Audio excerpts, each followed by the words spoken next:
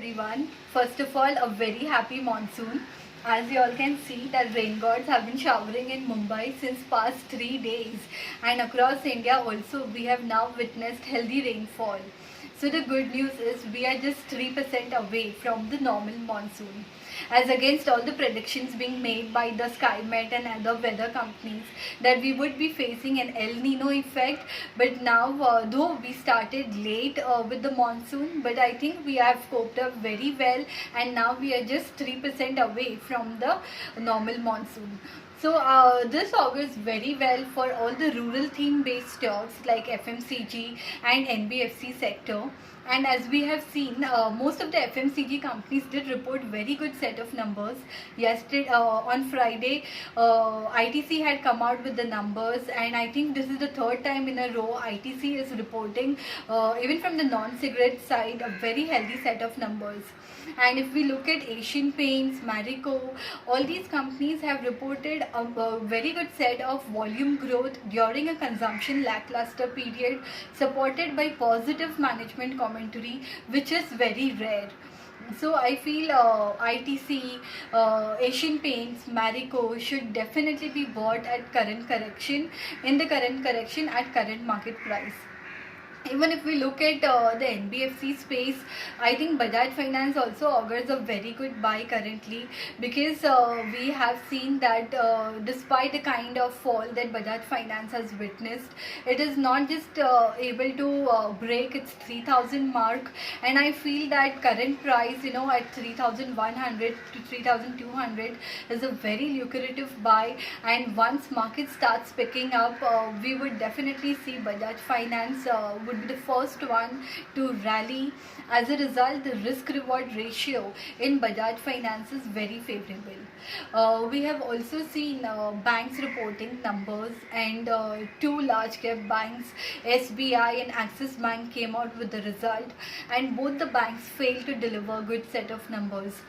If we remember, Axis Bank last quarter did report good set of numbers, but it couldn't continue with the good performance for this quarter, and as a result it failed on all the parameters, be it on the NII growth, on the loan book growth, on the slippages front, asset quality. Everywhere Axis Bank did not report good set of numbers, and so did SBI, where it has reported a huge slippages of massive 16,000 crores on the books. So I feel that ICICI Bank is the only bank which has reported good set of numbers on every parameter, be it on the loan book side, on the asset quality front, on the NII PAT side, and even in valuation wise, if we see where most of the good quality banks are trading at 4 times the price to book, ICICI is trading at mere 2 times, which means it is trading at a discount to its peers, and that is why I feel ICICI Bank, which has validated with good set of earnings, augurs a very good buy at current market price. That's it from the banking space.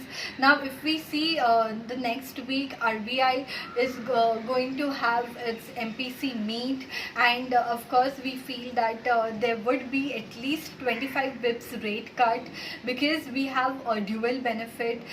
Crude is trading at almost $60 per barrel, that is the Brent crude, and we have also witnessed healthy monsoon pan India, which also means that inflation would be under control, and that is why RBI would definitely have 25 bips as a rate cut. But how fast these banks transmit it at the bottom level is very important, because last time also when the RBI did cut on the rate cuts, but banks haven't really transmitted all the benefit to the bottom level.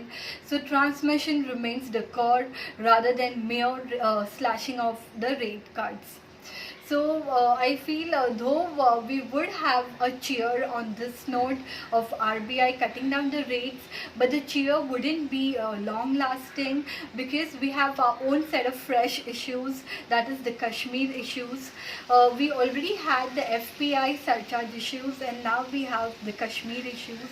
And if we see, FIS just doesn't like any sort of uncertainties, because there is a lot of uncertainties. We do not know how big it's going to escalate on the Kashmir issues, and definitely there is something big about it. So we would witness correction going forward. And though I feel that FPI surcharge issues would be even looked aggressively, but unless and until the Kashmir matter is not solved, markets would not take lightly, because of course of the huge uncertainty which would be there. We are coming to an end to the earnings season, and also we have seen that most of the companies have reported moderate set of numbers, and companies who have reported good set of numbers, management commentary haven't been good for the future upcoming quarters. So the combination of positive commentary and a good set of numbers have been very slim in this earnings season. And I think Asian Paint and Marico are the ones which stand tall on both these parameters. So current correction augurs very good for buying Asian Paints and the traditional HDFCs and the Bajaj Group. I think globally, if we see, there are a lot of issues. We have the US-China trade war issues continuing. Fed did slash the rate cuts, I think first time in a decade.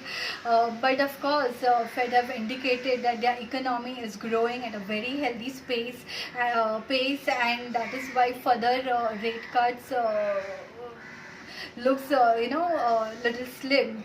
So we really need to watch even on the global front, but domestic front, if we see a lot of overhangs are there. So I will continue to maintain my stance that one should not look at mid caps and the small caps currently, because during uncertain times mid caps and the small caps are the first one to get butchered, and they have been getting butchered since so long. So I do not see any sort of relief coming for them. Hence one should definitely stick to large cap names, because we saw that on Friday when markets did pick up, Asian Paint also made a new high in this kind of market. So I feel Asian Paint is a must buy. Bajaj Finance, HDFC Group, they are the must buy. So one should definitely give very high importance to the corporate governance, and one should definitely have a stock specific approach. I do not see the need to experiment on various sectors and various companies. So I would once again say maintain the traditional large cap groups in the portfolio. Now, one sector which I have been talking is about the auto sector, and I feel that the problems in the auto sector will continue, because as we have seen, the monthly sales numbers which have come for the July haven't come nice for all the groups, be it the passenger vehicle, the two-wheelers, commercial vehicles. None of them have been able to report good set of numbers, and we are listening that companies are cutting down on their production capacities, they are cutting down on their jobs.